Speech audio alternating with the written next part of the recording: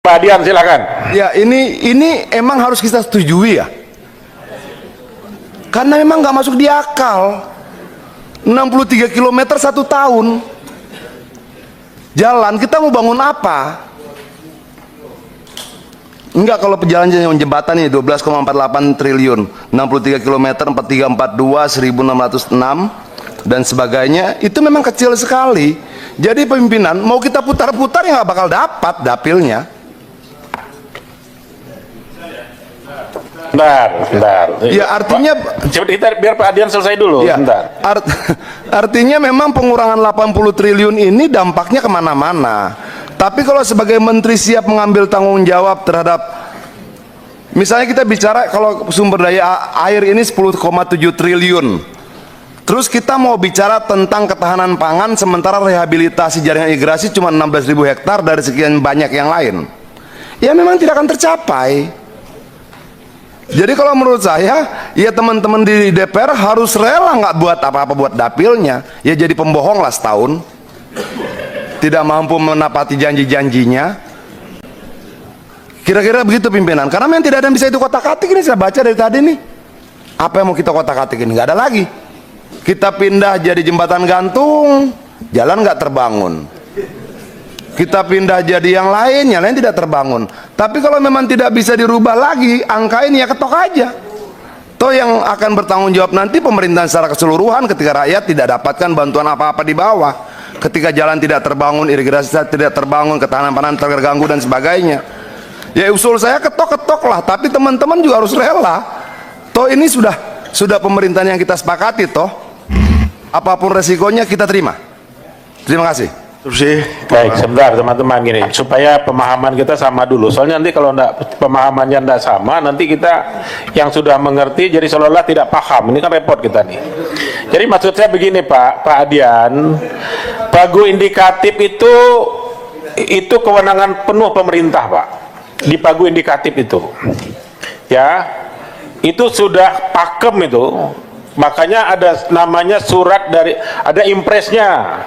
Impres ini turun ke surat Menteri Keuangan. Itu sudah diputuskan oleh pemerintah bahwa PU mendapat sekian, perumahan sekian, desa sekian, Menteri Transmigrasi sekian, dan kepala lembaga-lembaga yang lain atau badan lembaga atau badan yang lain mendapat anggaran sekian, Pak. Sifat kita di sini memang selama ini sebetulnya begitu. Pimpinan kalau saya salah tolong saya dikoreksi, betul ya? Betul. Pak ya. Begitulah dia selama ini. Begitu dari pemerintah turun kita ketok. Ini uang digunakan untuk apa? Itulah kewenangan kita bahas dengan masing-masing mitra kita. Nah, kalau keberatan, saya juga tadi tanya Pak sebelum rapat. Dari Banggar ada nggak surat? Nggak ada. Tidak ada. Yang duduk di Banggar, Pak Hamka masih di Banggar nggak? Masih ketua. Masih ada, pernah dibahas soal ini? Tidak ada. Nggak ada dibahas kan? Nggak. Nah, belum ada. Jadi maksud saya begini teman-teman, merubah impres, Presiden udah teken loh. Ibu Menteri Keuangan membuat tindak lanjut dari instruksi Presiden tersebut. Kalau Ibu Menteri Keuangan merubah itu, harus merubah impresnya lagi. Bukan ranah kita itu. Jadi tidak ada istilah kita setuju tidak setuju bahwa itu cukup tidak cukup. Itu seperti Pak Adian tadi bilang, tanggung jawab pemerintah. Itu loh. Ya pimpinan ketok aja. Memang duitnya nggak ada. Nah nanti maksud saya gini, biar kita sama persepsi dulu. Nah sebentar ya, ini kita, itu ketua tolong. Sorry. Saya bicara dulu ketua itu. Kita bicara mekanisme ketua. Dulu. Kita bicara mekanisme dulu, Pak. Saya tidak bicara isi dulu. Kawan-kawan di sana mic-nya belum nyala ketua, kesian juga. Ya sebentar. Haknya biar kita sama bicara ya. isi dulu. Kalau ini sudah sama pandangan kita, jadi diskusinya ke sana gitu loh Pak. Misal, tadi Pak Adian bilang apa harus kita setujui ini barang. Pak Yanwar, rapat ini harus terarah, mohon izin supaya nanti kita, yang mana yang mau kita bahas duluan, kita bahas dulu pagu indikatifnya. Itu diskusi saya, maka jangan tanya yang lain dulu. Pagu indikatif kita setuju itu dah, tidak setuju. Kalau tidak setuju, aturannya tidak setuju boleh nggak? Kita lihat aturannya. Iya. Bukan maunya gue di sini. Gitu loh. Mohon maaf ya. Aturannya boleh ndak? Itu dulu kita lihat. Kalau saya ditanya setuju ndak anggaran Menteri Pekerjaan Umum ini sebesar itu 1000%, saya bilang saya tidak setuju. Kalau ditanya ke saya, tapi bukan kewenangan saya bukan presiden. Itu loh. Masalahnya kondisi hari ini kita serahkan dulu sepenuhnya kepada pemerintah. Tidak mungkinlah pemerintah tidak mikirkan ini. Ini masih di tahap awal. Jadi sebetulnya maksud saya gini ya, supaya nanti kita terarah, kita ketok dulu impres dengan surat Menteri Keuangan ini. Ya, baru setuju. nanti kita rapat satu-satu program Pak Menteri dengan duit sekian mau bikin apa. Kita langsung dengan menterinya. Setuju. Cocok ya? Cocok. Baik. Nanti disimpulkan Silakan rapat kalau bisa ada tuh. interupsi soal lain, saya silakan. Sebelah kanan masih ada interupsi? Izin Pak Ketua. Interupsi pimpinan. Tolong, udah nyala tuh, ada nyala di belakang. Pimpin, Silakan. Pak siapa nama? Pak Mori silakan. Izin Pak Ketua. Bentar. Assalamualaikum warahmatullahi wabarakatuh. Pak Ketua. Jadi yang pertama terkait dengan apa yang disampaikan Pak Ketua. Catatannya Pak Ketua. Pertama, pengurangan DPU 81 miliar itu melebihi 8 triliun itu melebihi Pak. Itu melebihi daripada 16 efisiensi yang disampaikan oleh Menteri Keuangan. Itu sudah DPU Pak. Yang kedua Pak, catatannya karena ini kita sudah tetapkan semua Pak. Ya. Kementerian Transmigrasi itu Pak. Ini sudah semua atau baru PU Pak? Izin. Baik Pak, terima kasih Pak. Pak udah. Itu dari fraksi apa itu? Jadi gini, Pak ini Pak Mori. Telepati tadi. Nah, sebentar. Pak Mori. Tadi kan Bapak sudah bicara melebihi dari apa namanya 10 syarat efisiensi kan? Ada 16 syarat efisiensi. Mau melebihi mau kurang itu kewenangan pemerintah, Pak, bukan di kita. Masalahnya di situ. Tolong kalau saya salah saya dikoreksi Pak Menteri. Betul Pak Menteri ya? Itu sepenuhnya kewenangan pemerintah. Jadi menurut saya yang bisa kita bicarakan, kalau bicara maunya Pak, maunya saya lebih banyak dari maunya Pak Yanuar, udah pasti itu.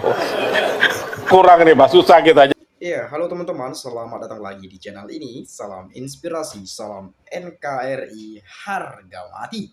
Ya, tentu tadi penjelasan dari DPR RI, ya Komisi 5, ya fraksi PD Perjuangan, ada Bung Adian Napitupulu dan beberapa anggota DPR lainnya yang dari dapil setiap daerah yang ada di Indonesia, ya. Nah, tadi sempat menyinggung masalah anggaran infrastruktur yang akan tersalurkan ke masyarakat, khususnya ke perdesaan. Kalau misalnya membangun jembatan gantung, kalau tidak ada jalannya, gimana? Ya. Jadi tadi ada benarnya juga seperti yang disampaikan oleh Bung Adian Napitupulu. Dan lagian kalau saya melihat ya, memang sebetulnya bagus kalau ada pemangkasan anggaran ini itu dan lain-lain ya.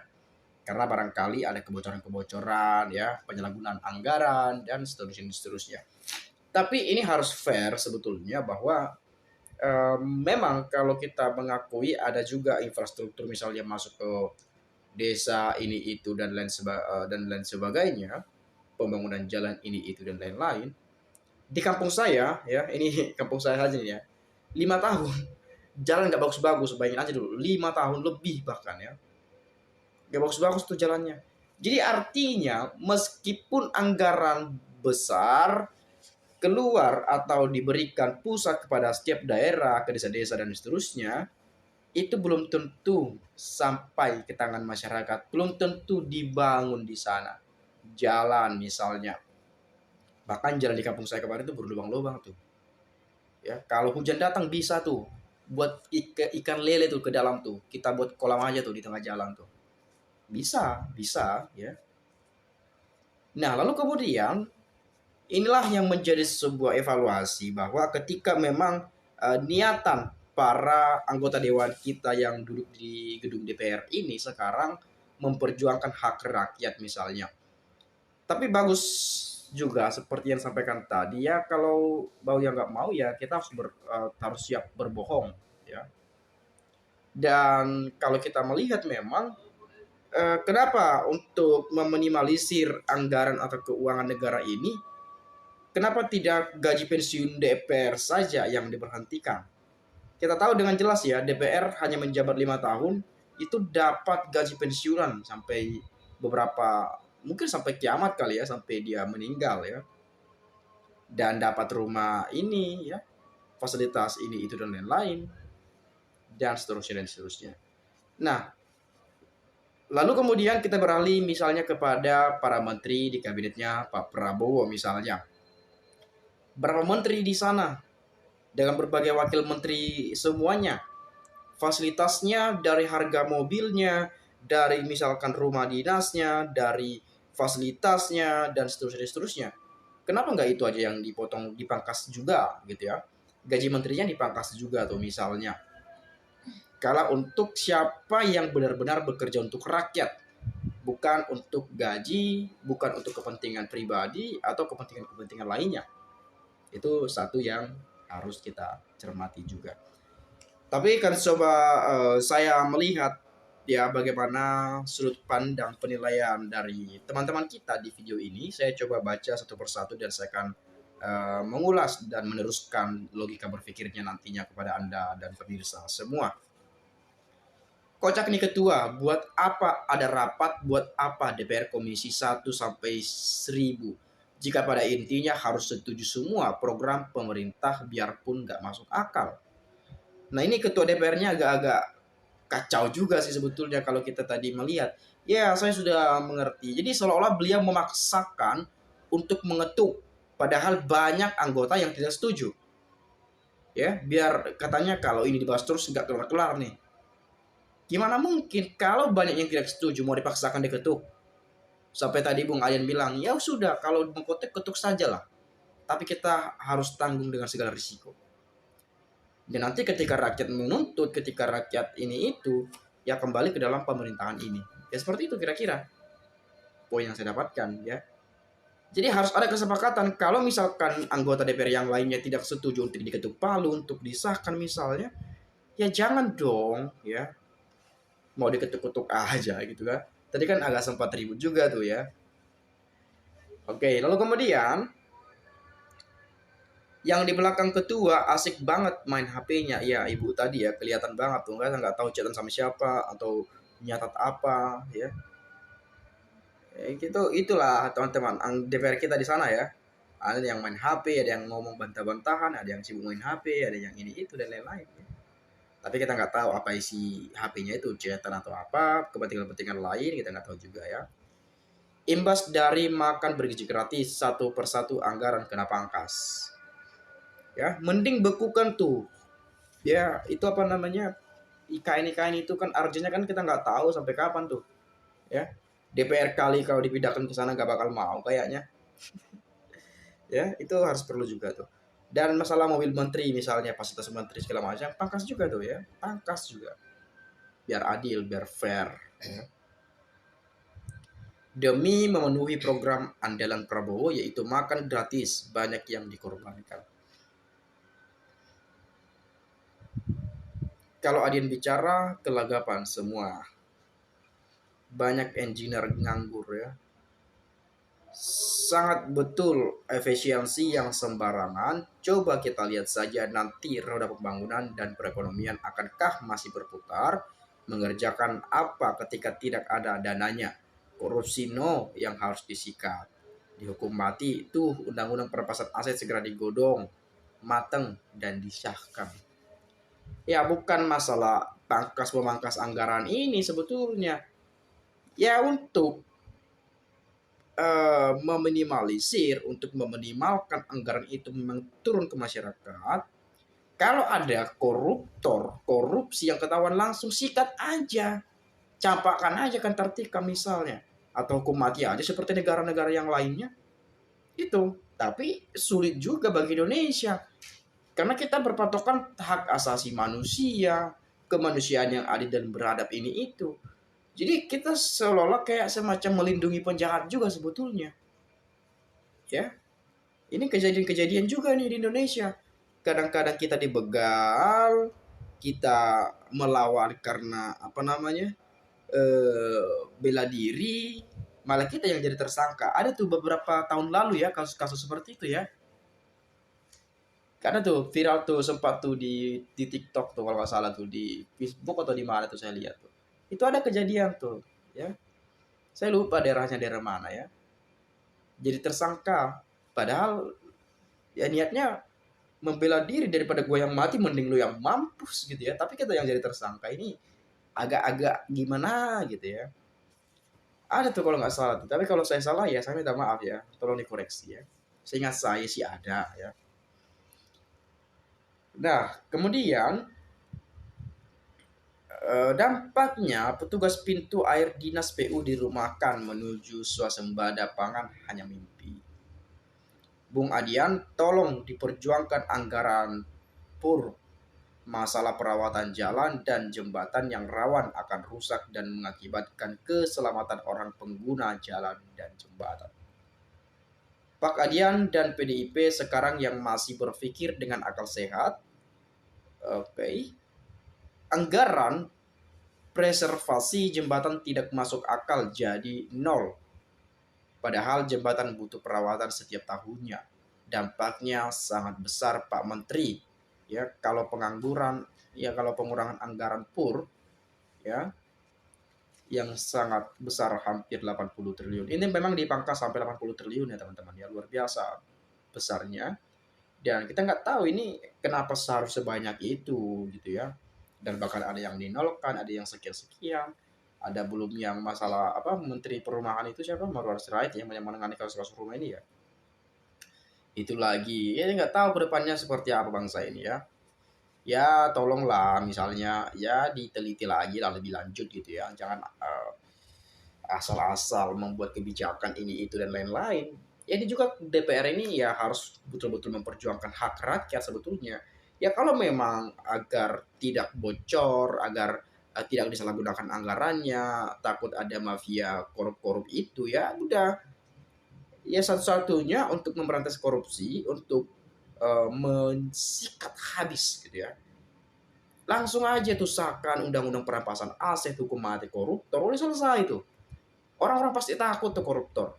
Bukan kayak yang sekarang. Kemarin siapa tuh ketahuan tuh? Korupsi 300 triliun atau 271 triliun. Di penjara 6 tahun coba, 6,5 tahun. Denda 1 miliar. 1 atau 3 miliar itu. Ini hukum ini ngotak atau gimana gitu ya. Kita sebagai masyarakat biasa saja dari sudut kacamata orang awam ini kayaknya nggak becus gitu ya. Bayangin coba, yang merugikan uang negara, denda sekian-sekian ya, dipenjara sekian. Ya orang juga pasti mikirnya ya udah gua tuh 200 triliun, gua siap dipenjara 10 tahun. Jadi makanya banyak kemarin di TikTok tuh tersebar luas tuh. Karena masyarakat menilai kok bisa seperti ini banget negeri ini gitu ya. Ini udah keterlaluan seperti itu ya. Jadi kedepannya ya bisa lebih dievaluasi sih ya. Nah, saya coba terakhir baca nih. Sebab sukses ke depan Pak Adian serta para wakil rakyat yang terpilih oleh rakyat. Saya titip suara sedikit, jangan lupa jembatan Termanu di desa Manubelon, Kecamatan Amfoang, Barat Daya, Kabupaten Kupang, Nusa Tenggara Timur yang sudah roboh sehingga aktivitas rakyat di sana lumpuh total. Makasih. Nah ini nih, kalau sempat anggaran itu nggak dilakukan tadi, apa nggak ada dipangkas tuh? Apa yang membangun jembatan yang di Kupang sana katanya tadi tuh? Nggak ada, ya. Inilah yang menjadi sebuah evaluasi kembali ya. Mungkin teman-teman ada masukan lain ya bolehlah silakan sampaikan di komentar ini. Saya minta maaf kalau yang salah ucapan dan kata-kata yang tidak menyenangkan. Sekali lagi terima kasih saya ucapkan. Salam inspirasi, salam NKRI, harga mati.